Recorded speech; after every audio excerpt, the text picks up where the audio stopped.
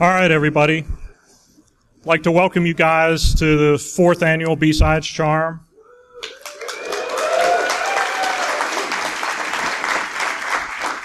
I'm Jeff. I'm one of the organizers here.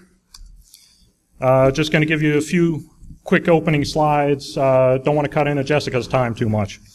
So basically, quick little schedule for today and tomorrow.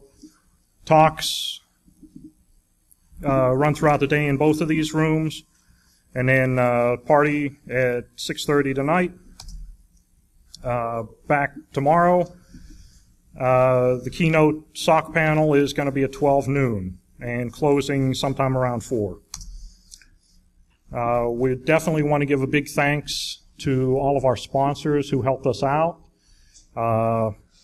Lockheed came in again this year as a platinum sponsor. You can go out and talk to them. They are right out in the lobby. Please feel free to go out there, tell them thank you.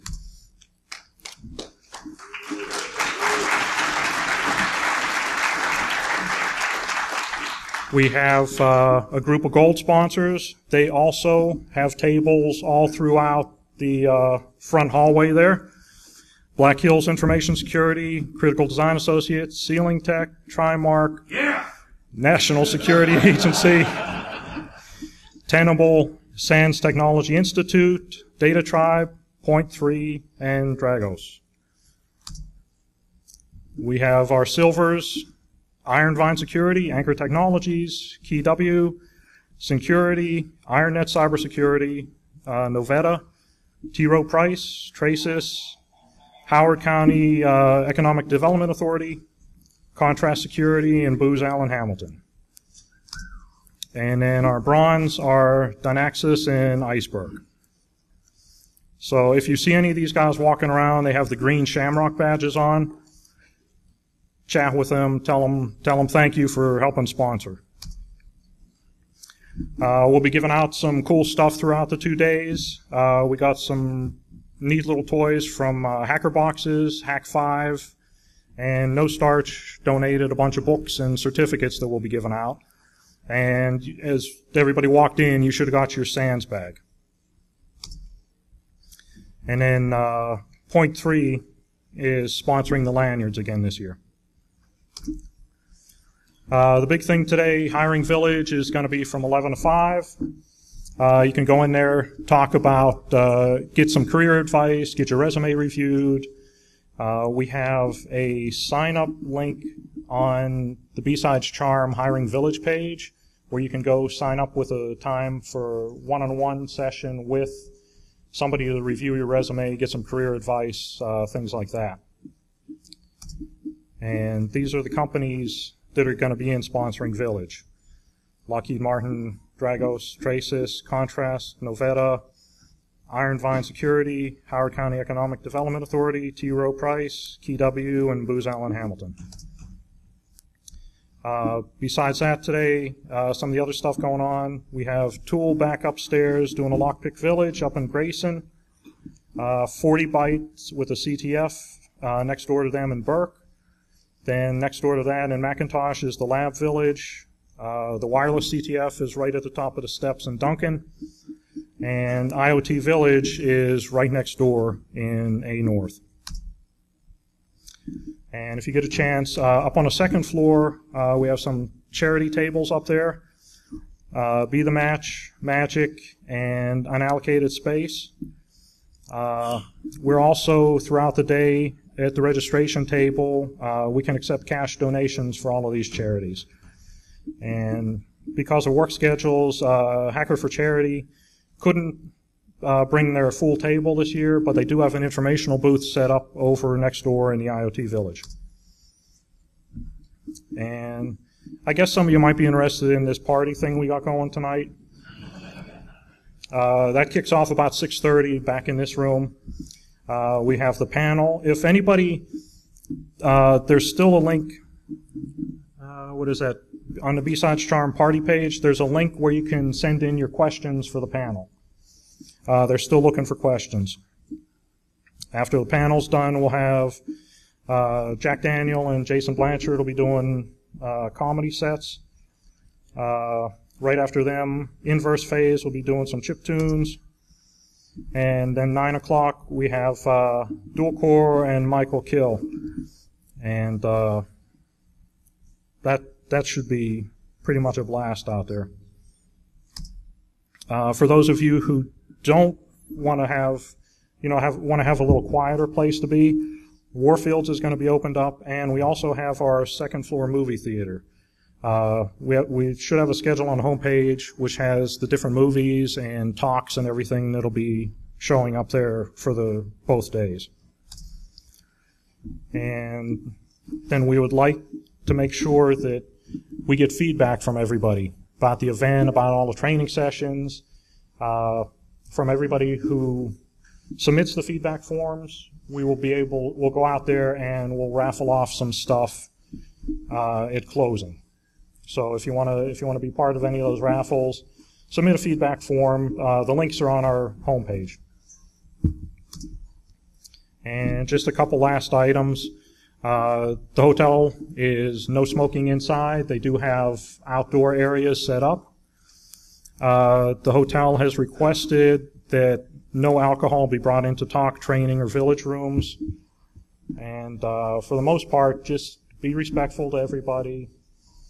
Try to have a good weekend. Try to learn, meet lots of new people, and just have pretty much a good time. All right? Real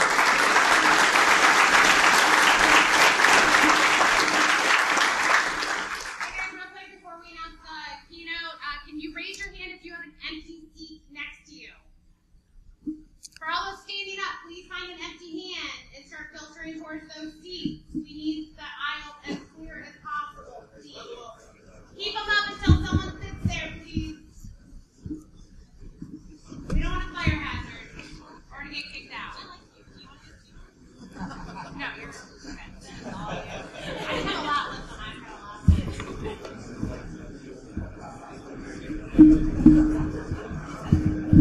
There's a seat up front if someone wants to sit. All the way up front. Now there's two. Come on, guys. Find the seat. You can keep your eye on it. That's true. I will throw things out. So.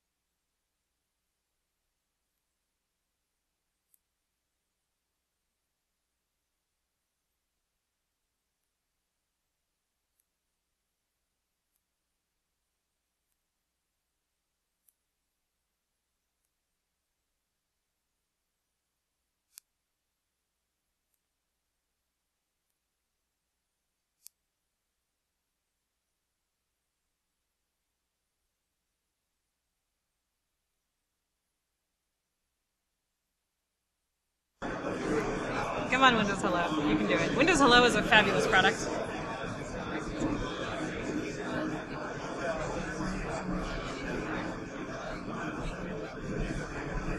It's kicking on. So, did the extender go in? You should have about 15, 20 foot of extra cable to walk. There's a bunch of Ooh! Yeah. So the extender should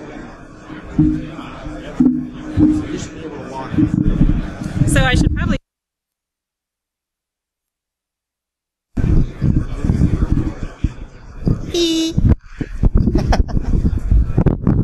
Sorry.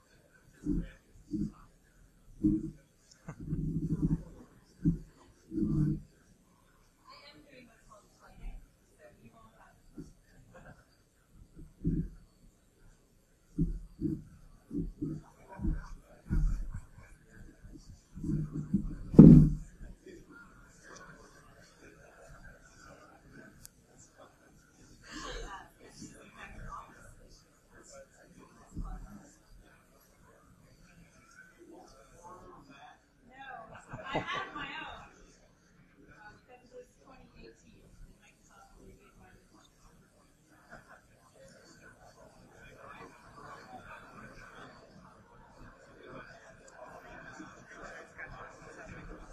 Is it?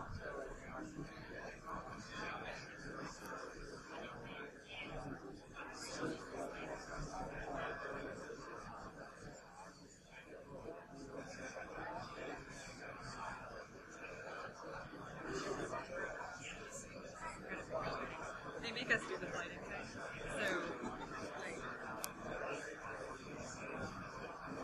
I have no choice but to have crappy software.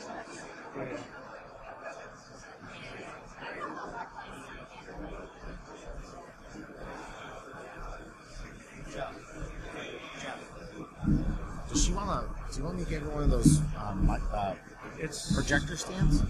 no, I think she's okay with it. Okay. Because I can get a projector stand. Oh, cool. All right, everybody. Okay, please welcome Jessica Payne from Microsoft for the keynote.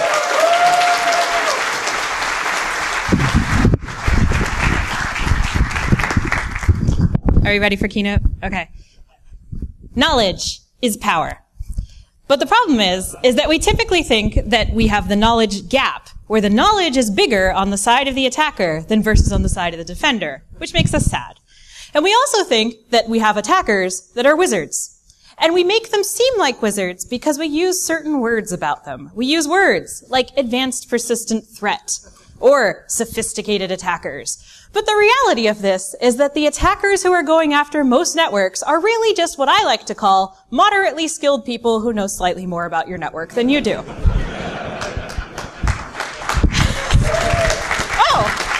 it's going to be one of those types of keynotes. Okay. But this is where we also have a knowledge problem, because we come up with this concept of targeted versus commodity malware.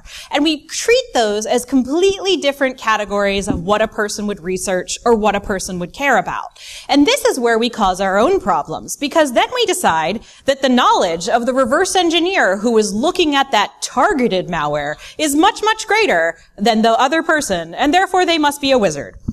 But the problem is that with the targeted versus commodity problem, it doesn't really exist as much anymore as it used to. Because now we have the rise of the off-the-shelf attacker. It doesn't matter if we're talking about some sort of fluffy animal or a numbered group or an element on the periodic table. These people are using the same tools as literally everyone else. A great example of that. Literally everyone uses Mimikatz. There is no reason to do anything but use Mimikatz, because Mimikatz has lots and lots of cool features, including the ability to export certificates, including those that have the purely decorative flag of not exportable. But this gets better, because not only do we have Mimikatz, we have an amazing group of security professionals and a wonderful InfoSec community that really, really, really want to give back. And boy, have they given back. We have Will Harmjoy, who's given us PowerShell Empire, which is very popular with Eastern European crime gangs. We have Jared Haight, who's sitting in the front row, who's given us PS Attack, which is very popular with East Asian crime groups. And we have the lovely gentleman who gave us Bloodhound, which is popular with everyone on both sides of the fence. But this doesn't stop, because this is the gift that keeps on giving. Because even if we think about the dumbest stuff on the planet, the stuff that's been there forever and should be disabled if you've been bothering to read anything called a best practice, Office macros.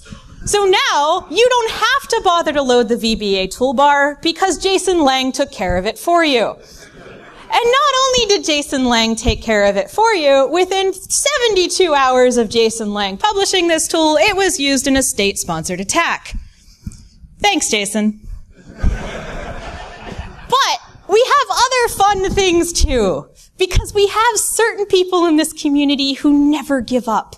These people are really determined. These people have superpowers. These people spend 15 minutes a day looking at System 32. I'm talking about Casey Smith. Because Casey Smith gave us the great gift known as Squibbly-Doo. Squibbly-Doo is utilizing what is called a misplaced trust binary. It's arbitrarily sort of kind of an application whitelist bypass, but what it really is it's a way to convince most antivirus products that you're legit. So what Casey learned is that he can take a binary built into Windows, signed by the fine company that is Microsoft, and use it to load arbitrary code. And about 24 hours after he published that, literally everyone started using it. But the cool part about that, and why I love Casey Smith to death, is that we found out that prior to Casey publishing it, a whole lot of people were using it too. Which is a really, really important point here. Because this sort of blending of the lines, I do not mind when a security researcher finds something important, because typically I've found, after they tell me about it, that someone else has been doing it for a very long time. Which takes me to the InfoSec observation of a very smart person, that if an InfoSec, it looks like a duck and quacks like a duck, it's probably a giraffe and you should reevaluate your conclusions. Because this is so true. Because even if you have a stack full of O-Day, if you can get in using a macro, are you going to waste your O-Day? No. Because this is the security arms race. And the security arms race is based on one of the oldest professions in the book, crime. Because crime is not going away, and neither is the criminal. They are always going to be motivated, and they are always going to probably care more about getting your target that you may not even know is inside of your network that they care about. And this security arms race has moved from spending lots and lots of time developing super special tools to doing what you already have. This is where what's useful for the admins is useful for the attacker. So if you remember last summer, we had some stuff about things on the internet where you could utilize the Terminal Services Manager console to hijack someone else's session. Now, of course, this is in that you already had admin place. But this is where something that's useful for an administrator is very, very useful for the attacker, because you can just use built-in stuff and dump their credentials and do whatever you want. And this takes us to an amazing term called living off the land. Living off the land was coined by someone named Matt Graeber, and he came up with that topic when he was talking about using WMI in different parts of the operating system in order to not drop arbitrary binaries onto disk. And it's gotten bigger ever since. Thanks, Matt. But living off the land doesn't have to be something that's just for the attacker, and it doesn't have to be something that scares you. You can do it too, because you can utilize all those tools as well. But this takes us to a concept that you may have heard of. You may have heard of the concept known as assume breach. But what does that mean? What does assume breach mean? Assume breach is about the difference between time to compromise versus time to goal. In an attacker's mind, time to compromise is not a big deal. It's getting someone to enable macros. Getting into your network is very easy. The assumption is there is at least one machine on any given network that is in control of an attacker utilizing commodity malware. If you spend most of your time in an IT department, you will see lots and lots of alerts in your antivirus console for detections like DonOff or Quackbot or Dridex. And these are just detections that have funny letters in them. And then they wipe the box and don't worry about it. But one of it's kind of a commonality between all three of those is those are generic detections. They just say it behaved like something. And all three of them have something in common, which is they behaved like something that had system-level access in all of your credentials. Which is a really good thing if you're a targeted attacker. And so if I'm a targeted attacker and I've utilized something that pops up onto a console as commodity malware X, and the help desk's response is to just format the machine or let AV clean it because it's just commodity malware, do you think we've ever done deep depth forensic stuff on that machine? Did we ever look where those credentials went? Quackbot moves about networks laterally. Does anybody know what Quackbot is? Does anybody know what Quackbot malware is? It's malware that's been around for 10 years that steals your credentials and moves laterally in an automated fashion. It's not nearly as cool as the new modern stuff, but it's been doing it for forever, and people just flatten the boxes when it happens. Nobody ever looks at a detection that comes up as Quackbot and says, where did my credentials go? And what did they do with them?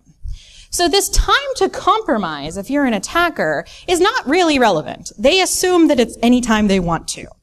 The metric that you need to worry about as a defender, and the metric that if you are a red teamer or an adversary emulator that you need to be testing your environments on, is the time to goal. How long does it take you from getting an arbitrary person's just regular end user workstation in a network to get to the keys to the kingdom, the formula for the soda pop, their plans for the fighter jet, or their email? Because there's lots and lots of targets there that you may not know about. That's the metric that matters, and that's the metric where you can hit an attacker where it hurts. Because let's think about the power of authenticated users. So if you stop by the Trimark booth and talk to Sean Metcalf of adsecurity.org, you can impress him by knowing what authenticated users are. Because in Active Directory, there's a group called authenticated users, which is literally every computer and user account in Active Directory. That's right, computers are people too. But if you have even one of those accounts in a typically set up Windows network, you can utilize just this regular end user account to figure out who's in the membership of the local administrators group on every single network, or every single computer in the network. That's pretty powerful. So I don't need highly elevated access because I can utilize other tools to show me what I can do there. And this is where Bloodhound comes in. So when Andy and all the other people wrote Bloodhound, they were nice enough to produce some screenshots for me. So what Bloodhound does is it shows you how you go from an authenticated user to the goal.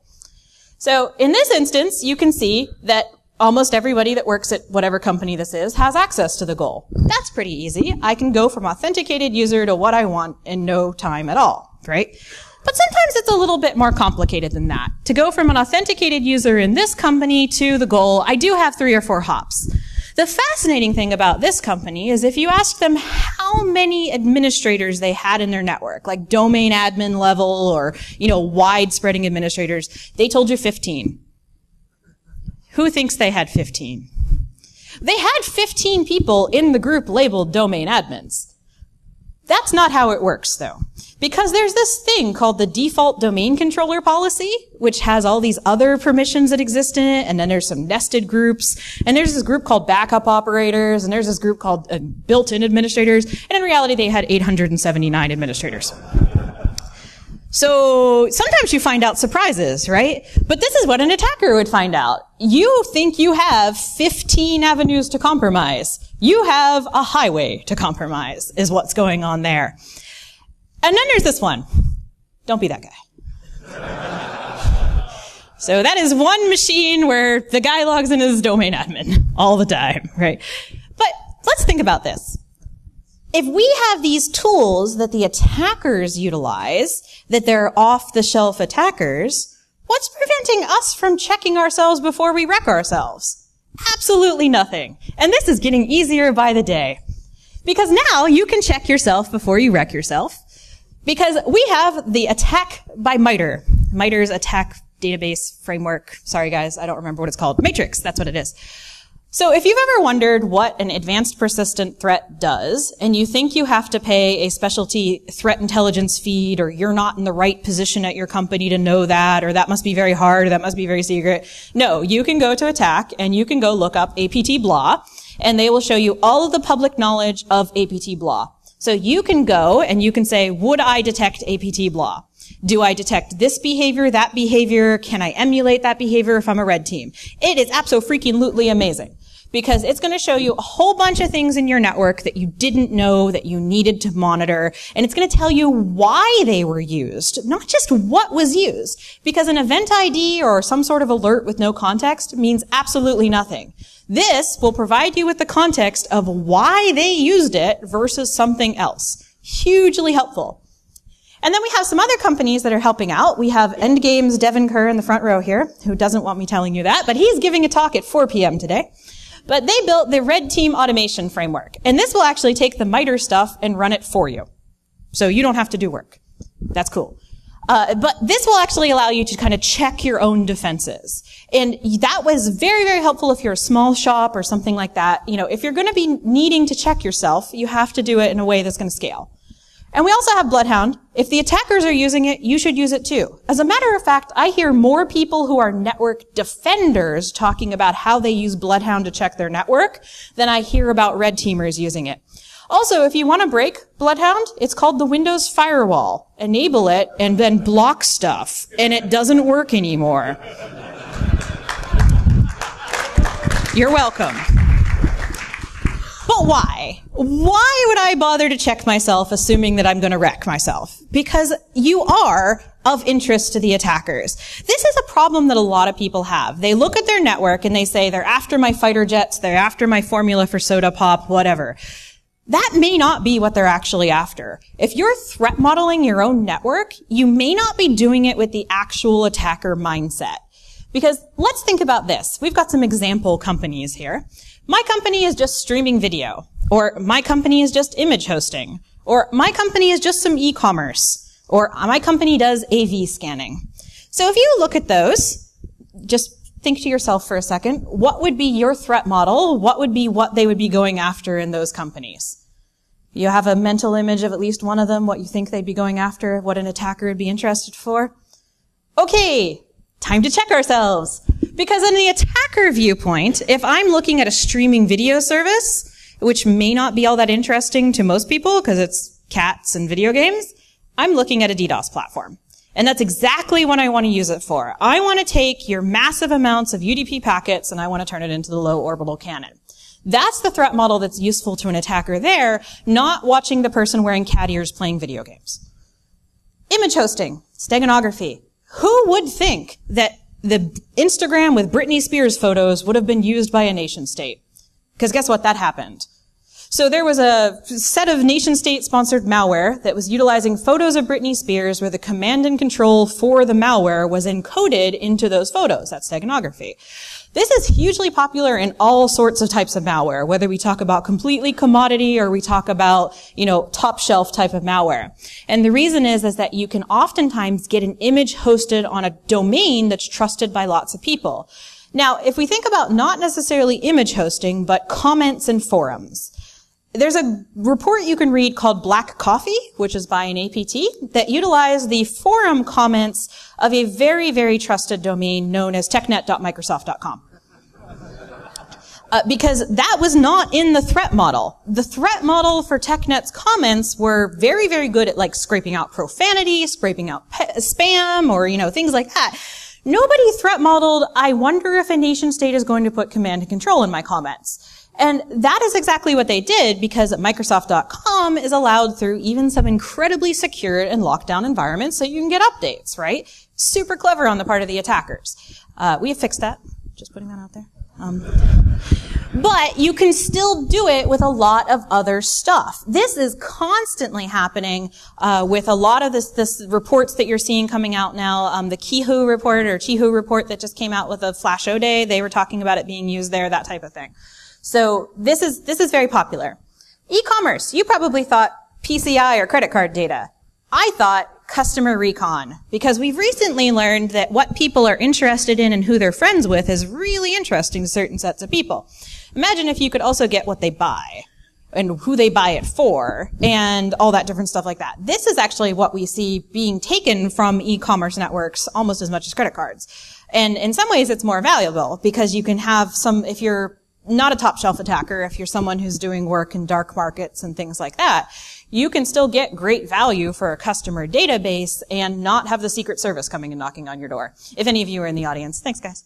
AV scanning. So if you run a company that does AV scanning or is a software company, there's this concept called a false negative. And if I can steal your trust, if I can get Mimikat's binary pushed through an AV system and mark it as clean, imagine the implications of that, right?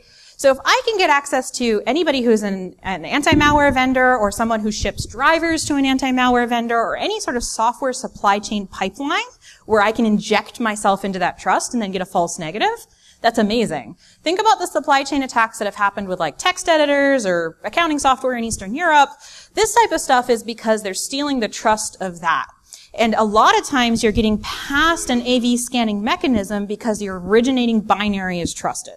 So this is very important. Think about that because it's not just popping an actual antivirus company here. If I can get into the supply chain of another trusted binary and I can infect that, I also get that transitive trust. So that attacker viewpoint is very important because what you think is interesting may not be what they think is interesting, and quite honestly, you don't get to determine what's interesting on your network. I'm sorry, the cat pictures are not probably a strategic asset. But that's where stuff like MITRE can help you. Go read those reports of what APT blah has stolen before and learn what your industry might be affected by. Because a lot of times we'll have like people call us and say like, I read about this, whatever, targeting whoever. And I'm like, are you a whoever? And they're like, no. And I'm like, then you can probably wait for the patch. Because it's really important to know what's coming down the pipeline and who's coming after you and what they're after. Because sometimes this gets weird. Because one of the things that's universally interesting to attackers are emails. And this doesn't just mean reading your merger and acquisition emails between your CFO of company A and B. This also means the transitive trust of email. If I can get into a law firm's email system, I can guarantee that every one of their clients will double-click on that PDF. Because that's what you do with your lawyer. You double-click on PDFs that come from them. But if I can also get into maybe a university or a .gov address, there's transitive trust and spam filters implied by doing that. So that even if I am sending something through that might be malicious or might be malware, if it's coming from that transitive trust domain, it's highly, highly helpful. We're not even talking about targeting an individual that emails individual X. That's also incredibly valuable, but just saying, wow, I'm whatever.edu, woohoo, that's gonna be a big thing too. But it is 2018, so it's time to talk about the omnipresent thing, the thing that every attacker is doing, whether they are state-sponsored APT elite people or otherwise, they're mining. Because all of the mining now is utilizing what used to be elite techniques. We're seeing mining being done with cloud compromises and WMI and all those different things like that. So they're mining, and they're mining hard. But what about another vector? What about you? I'm looking at you, security people.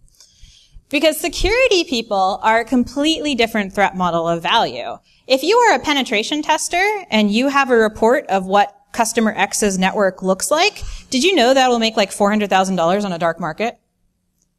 And people are actually stealing when they go in and they're in a targeted compromise and they're in a network. These criminals for hire that sell access to like the Fortune 50, they're smart. They're not touching the things that have all of the alarms around them. They're going and they're getting the network documentation. They're dumping SharePoint. They're getting the pen test reports, and they're putting them up so other people that are stupid enough to touch the tripwires around the credit card data will buy it from them.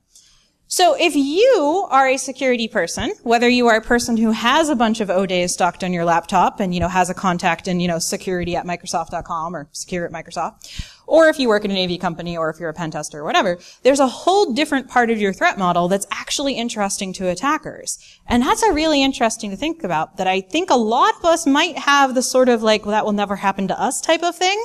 That is not true.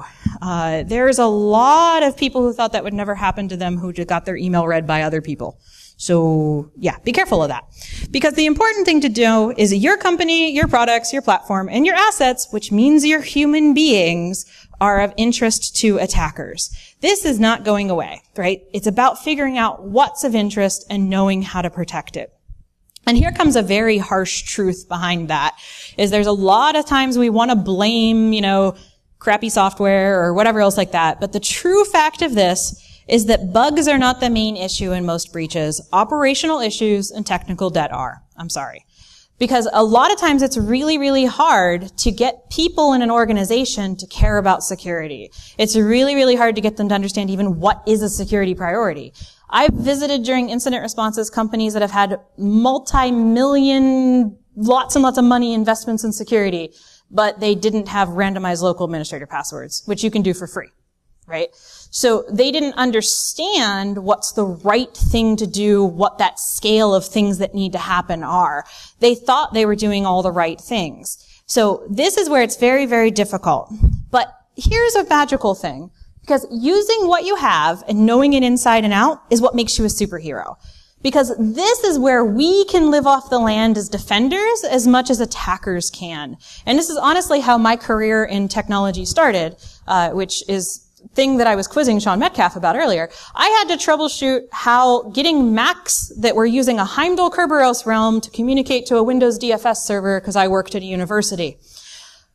That was not easy, because the Heimdall realm was actually from 1983, and we'd never changed any of the KRB5 conf type stuff in it, and it wasn't actually supporting any modern enc types, and 2008 R2 doesn't support it. You don't care. Anyway, moving on.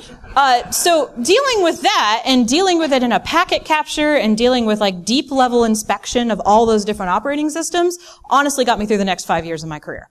That's where I learned about like pfirewall.log and how group policies set things and what a Kerberos ticket looks like and what KInit is and all that different stuff that I use every single day. I learned from knowing how to use what I have.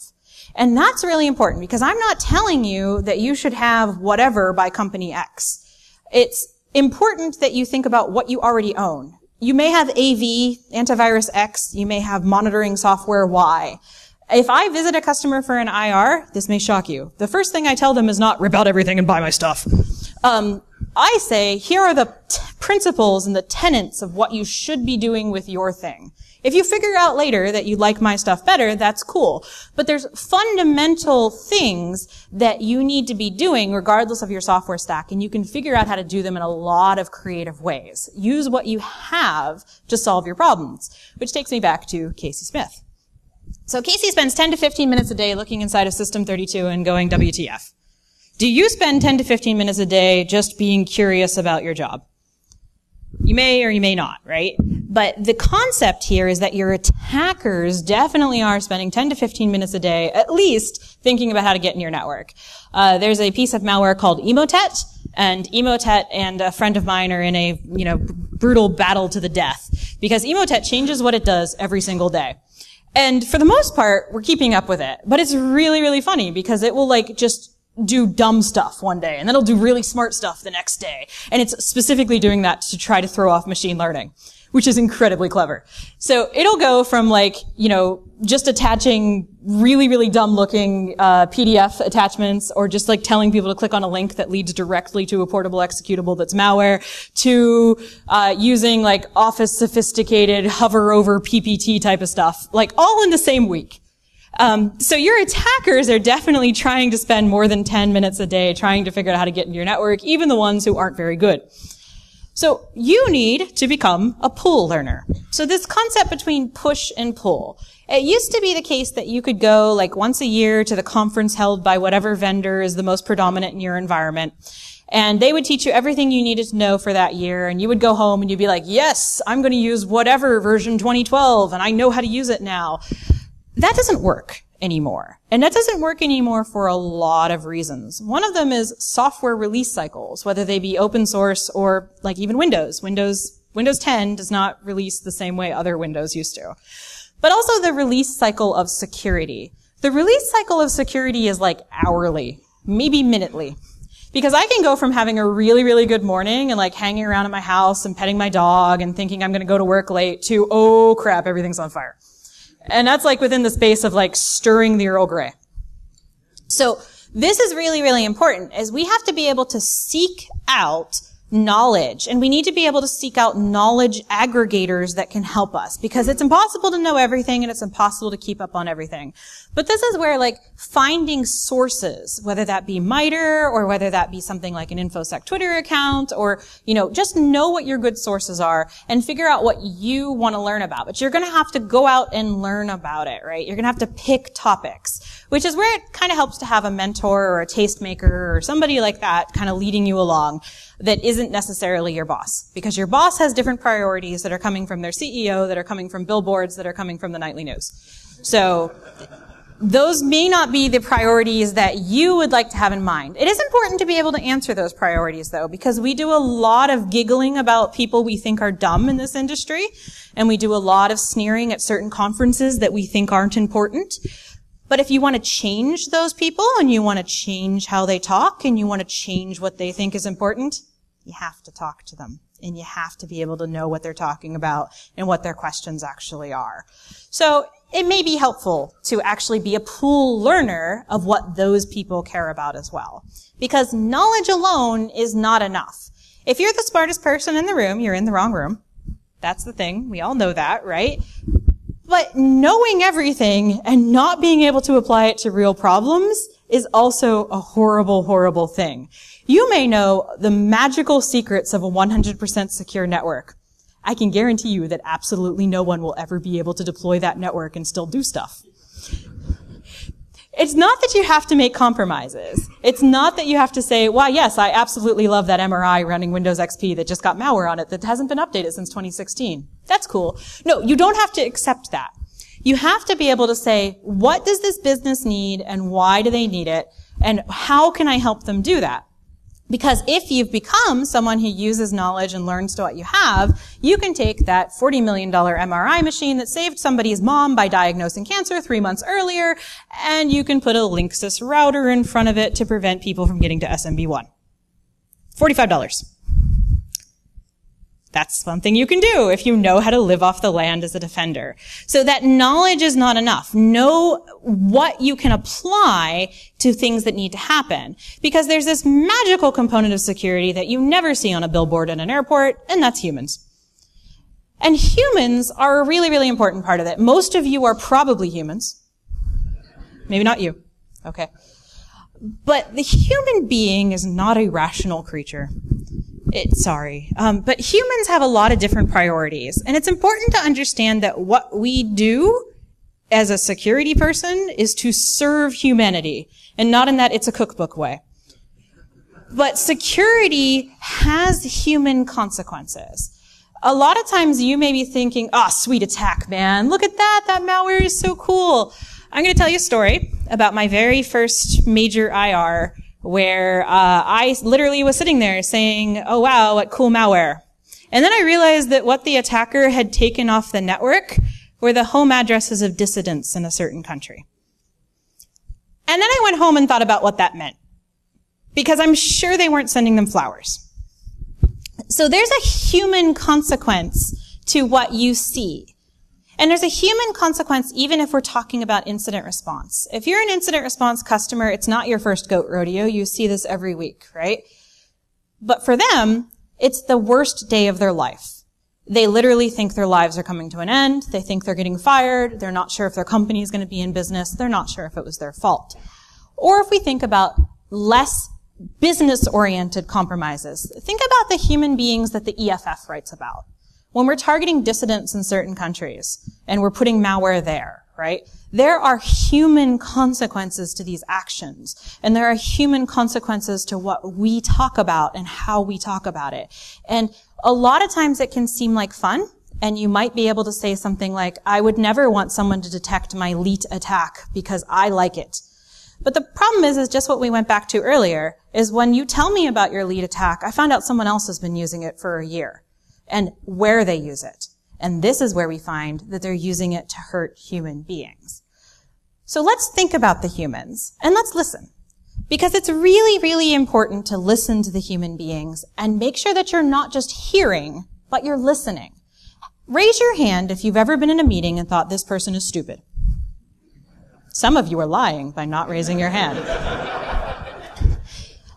Once upon a time, I received an email from another consultant at Microsoft that said, this customer is dumb. And I read the email because I'd met this customer and I'd spent a lot of time with them and I knew they were not dumb. And I realized that the person who read the email didn't know what the customer was talking about. Because the customer was asking very, very pointed questions about an attacker group that had been active in their network and technology they had in their network that this person didn't know about. If you've ever assumed someone is dumb, maybe you should make the assumption that you don't know what they're talking about and ask them questions. I do this all the time. I work for a person who developed most of the kernel mitigations inside of Windows, but it's his first goat rodeo as a threat intelligence manager. We spend most of the day assuming that each other is smarter than the other one, and then we talk about it, right? But that CEO or that lawyer or that doctor or whatever, they're smart people. They got there by being smart, and they're smart at what they do. Listen to what they're telling you. Or if it's someone who uses a different platform than you, Listen to what they're asking about. You can totally translate McAfee antivirus to Sophos to Semantic to Defender. Mostly, right? You can think about the concept the person is telling you. A lot of times people have a hard time understanding that they're asking for a certain feature because they need it based on what they've been using. Make sure you're listening. Make sure you're listening not just to the warm, fuzzy parts, but to what other people have to say. Especially on the internet. Because we're all jerks to each other on the internet. And I'd like that to stop. Because if we look at InfoSec Twitter, how often have you looked at someone on InfoSec Twitter and said, I think that person is stupid, and I'm going to quote retweet them and tell them what I think? Or more importantly, people that quote retweet you and are super creepy. Those people are weird. But these are really good rules that Matt's put out here for life as well as your career, right? When you're reading something, when you're reading a doctor in a hospital saying, I must be domain admin, the person is not stupid. What's the nuance? The nuance is that when they removed domain admin from him, he could no longer treat his patients. That's the nuance, right? Does your firmly held opinion hold up to scrutiny? There are many people who run around turning off the Windows firewall because it breaks things. I will scrutinize you. But most people are not dumb. Opinions are formed as a result of your experience. That's a great way to Matt phrase that there, right? Your life is not my life is not your life. All of us have had different stuff we bring to the table, and that's what's freaking amazing about the security industry. You do not have to have a degree to be here. You do not have to have gone through a puppy mill of schooling. You do not have to be groupthink. We come from different countries, different backgrounds, different ethnicities, different places, different militaries, different whatevers. And some of us are college dropouts. So this type of stuff that we have, we are forming our opinions as the sum of our experiences. My experience is different than yours. That doesn't mean it's better, right? So let's try to bring that to the conversations and how we build security. And as you go through this whole conference, when you sit in talks, think about how to apply that to the talks that you're here. Because we don't want to do this. We don't want to build our own InfoSec echo chambers, which we're all at risk of doing, right? We have our friends, we have our heroes, we have our idols, right? But who's bringing a different opinion to the table, right? Make sure that you're actually being able to hear stuff from other people that might have different opinions from you. Because honestly, that's what's going to teach you how to better secure your network. I spend a lot of time doing things that are not Microsoft related. I know that may shock you. But it teaches me a lot of principles that I can then bring back and I can translate. And it also makes me really, really valuable to my customers who do not have absolutely all Windows devices. I can speak Cisco. I sort of took a CCNA test one time. I know what a VRF is. Do you know what a VRF is? A VRF is magical. It is a magical unicorn. Because if you go to your network guy and ask for a layer 2 extension between 2 data centers, he will tell you lots of swear words. Because a layer 2 extension to get network segmentation between data centers costs, I think, $3 million on average in equipment. But if you ask for a VRF, it does almost the same thing because it's a layer 3 running off a router, but it still provides you with network segmentation. Your network guy will hug you. So this is that sort of thing of breaking out of your echo chamber gives you the power to actually get what you want because all you want is a freaking different subnet for your printers than for the rest of your workstations. And all you needed to learn was VRF. Because we all have brains. We love our brains. Our knowledge is different, but we need to come together. And as we come together and we share our knowledge and we work together, it's going to get a lot better. Because what we can do is we can uplift people and we can amplify them. And what I mean by this is I mean uplifting people and introducing them to what we do. I grew up in the middle of nowhere. There is literally no one else there who even knows that you can actually work at Microsoft. My niece's guidance counselor once told my mother, she doesn't work at the real Microsoft, does she? And then he was like, so does she teach people how to use Word? My mother did not kill this person. Just want to put that out there. But there are places, whether they be inner city or they be rural or whatever, where people don't even know our jobs exist. And imagine all they could bring to the table from their different backgrounds and experience. So we need to uplift other people. How many of you have a mentee? That's less than half the audience raise the hand as having a mentee. How many of you have a mentor? Those are the same hands. So what I'm seeing is we have some places that have organizational structure around uplifting other people. But a mentee and a mentor relationship doesn't have to be official, and it doesn't have to be a lot of work, because there's a difference between mentorship and sponsorship. Mentorship is where you actually go teach somebody how to press the keys on the keyboard type of thing. Sponsorship is where you say, that's Mary, and she's freaking awesome at application whitelisting. Because she is. So if you'd like to talk about application whitelisting, there she is. That's sponsorship. So that's uplifting people and getting them the opportunities. There's a couple of conferences that have happened in the past year that I haven't spoken at, but I was responsible for more than half of the talks that were submitted there because I cajoled people into doing it. So that's what uplifting is. And there's amplifying, right? If you come across something that is completely awesome and you're like, this helped me, amplify it. Get other people to understand it. Because that whole thing about, like, if you are asking a question, it means someone else had the same question as you.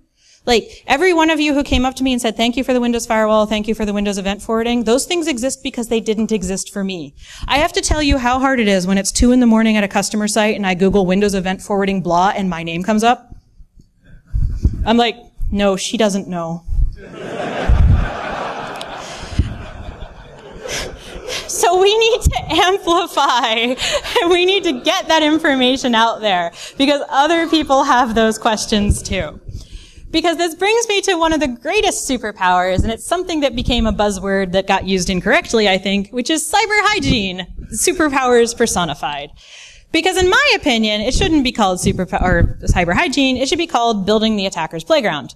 Because you have control of your network destiny. And this is what that cyber hygiene actually means. It doesn't just mean installing patches, because you can't patch sometimes. So if we think about a typical network design, how most people are laid out, it's what's called a flat network. And remember, that's time to compromise versus time to goal metric. If you have that flat network design, there's nothing standing in the way between the attacker and his goal. But let's think about how we would design a cyber hygiene network, or as I call it, the attacker's playground. So what we would do is we'd start to put a little bit of speed bumps in the way. So we might patch, we might randomize local administrator passwords, we might, disable some of the things that are available, like through the old legacy group policy settings. We might enable the Windows firewall. Various things like this, get some monitoring in place. And then what happens is you get monitoring opportunities. Now, note that does not say stop the attacker and make them go home opportunities. Because that's the debate that I think a lot of people were having about the cyber hygiene thing, is that no, it is not about that. They do not hit the first speed bump because you bothered to patch your machines this week and go home. I know that. And yes, they will elevate their privileges and they will keep going. But look at every one of those things. Because if you have a firewall that prevents 445 and 139 communication among your Windows host, and then suddenly somebody tries to do it, ding, ding, ding, ding, ding, ding, ding, ding. Or if somebody starts to clear the event logs on your machines, that's where you start to get monitoring opportunities so that you realize you have a highly skilled attacker in your network. It isn't about cyber hygiene magically fixing things because you did one thing or you followed best practices. It's about you understanding that it's just going to slow them down. But here's the bad news. The news that you do not see in airport ads. You can't just buy this. You have to build it.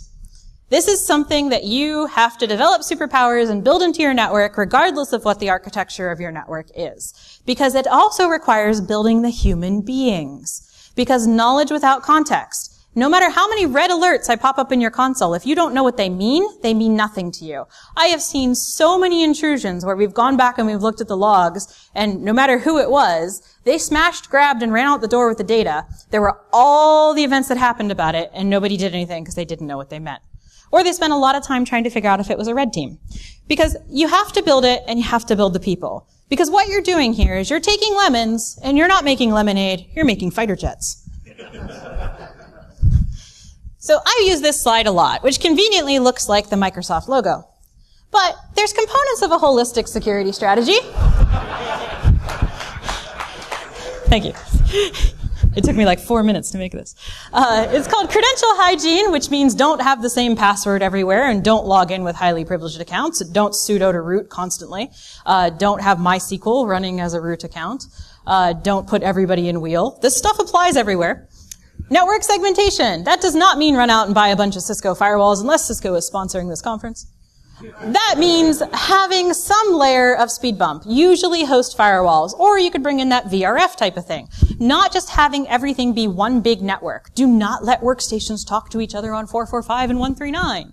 Least privilege. Don't run things as extreme administrator, right? Because you want to expect that stuff's going to get compromised and you want to limit the damage. And then there's targeted monitoring. There's a difference between like regular monitoring and targeted monitoring. Regular monitoring is where you get all the data coming in and you don't know what it means. Targeted monitoring means you start with like 10 alerts that you know are known bad things and you start from there. That's what that means.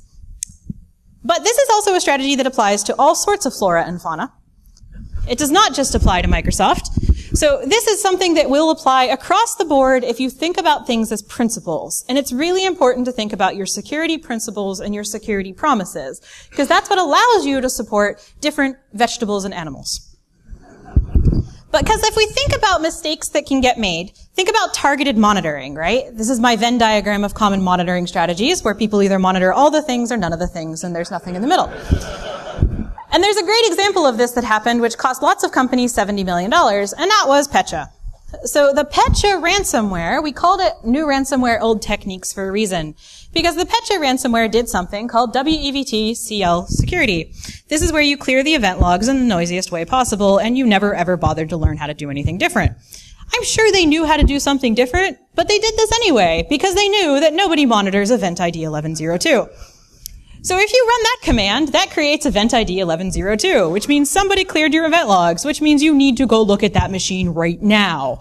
And so if you imagine that you have some sort of targeted attack coming out of a certain country, and your local office there starts to show you 7,000 1102 events, you would probably cut the WAN link if you had the targeted monitoring part done right? Not rocket surgery here.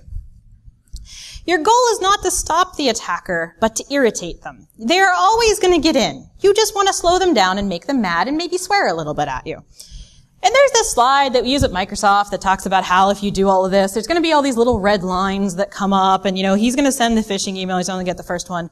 But I would prefer to think about it this way. I would prefer to think about it like this. Because we're building a network, and we're building the network the way we want. And instead of crocodiles, imagine it says host firewalls. Because protective controls can lead to detective controls. And they lead to the best detective controls because they're both slowing them down as well as creating alert in a console for you. So why doesn't everybody do this? Jessica, you make this sound so easy. Why don't I do this for free 99 since this is all built into the operating system? Well, there's a lot of reasons people don't do this. There's legacy settings, there's technical debt, there's we've always done it this way, which is the most deadly sentence ever said in IT. And then there's really the reason that's behind all of that, which is fear. And there's humans here again, right? Because fear is, if I fix that, what will break? If I fix that security issue, will that cause the stock price to drop more than us actually getting compromised, right?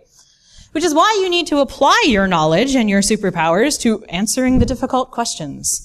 So I'm going to walk you through a scenario using something I built called Weffles. And we use Weffles to answer difficult security questions because people tell us things like, I can't do whatever. And I don't remember what order these are in, so we're going to make it up as we go. All right, so here we have a console. And let's say that I want to know stuff. I'm going to click on the stuff I want to know, which in this instance is, where does backup service log in? Backup service lives in the domain admins, and they tell me I can't take it out of the domain admins because it might be important. Well, now I've answered this question. Backup service only logs into those 3 machines. So I could give it local administrator on those 3 machines, solve the problem of what it has later, and then go ahead and remove it from domain admins. Or I could figure this out, which is, where is everything logging in as batch, which leaves credentials both on disk and in memory. And I can see it's got these servers and a workstation. And I can see that it's all domain admins doing it, which is weird. And then I can see what's cleared their security event log recently. Is anybody noticing Workstation 1 coming up a lot here? So Workstation 1 seems to not want me to know what's going on in its security event log. And lo and behold, when I look at, when we've removed something from domain admins, and we're looking at event ID 4625, which is something has failed to log on, well, what do you know? The domain administrators are failing to log into Workstation 1. I wonder if that's where our compromise came from. So you need to be able to answer the difficult questions, because that takes me back to another security saying that I think needs to be updated. Defenders have to be right every time, attackers have to be right just once. I don't think that's right. Because I think what it is defenders get to own the home turf and concede it with traps, alarms, and tigers. Or crocodiles. And attackers get that one endpoint just once. That's what you have, that's what you can do, and that's what we need to think about when we put the humans in the equation and we develop our own superpowers and we understand what we're doing. Because you have the power. Thank you.